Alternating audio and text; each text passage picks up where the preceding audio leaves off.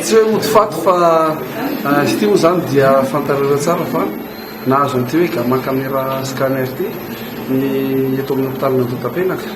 zany a dia tena azo lazaina hoe voalohany teto Madagasikara ary voalaza teo fa raha ty Afrika ary mbola vitsy ny firenena manana zany satria dia raitra io apara io a tsy vitany hoe misy scanner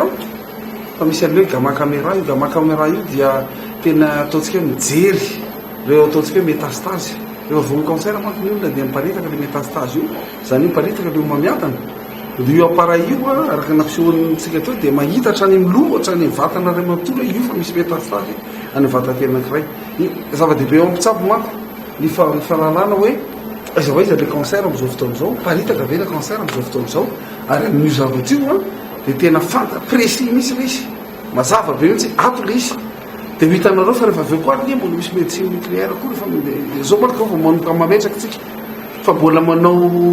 mivoatra tsikelankely ty satria azo atao koa fitsabona tsy vitany hoe manao diagnostika hany fa mitsapo koa amin'ny alanan'le médecine nucléaire dia azo lazaina zany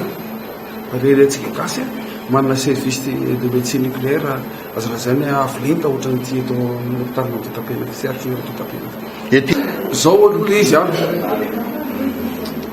raha tena ilaina le tena ilaina le vahoaka madinika dia azo atao foana mampanao anazy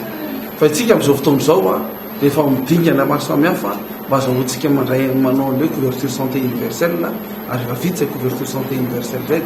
dia ary sitraka n'izany daholo vahoaka malagasy ray mitanjona amin'ny couverture santé universelle io moa zany dia hoe ny vahoaka madinika tsy manana ninina mihitsy dia karakaraina maimam-po ny raha malagasy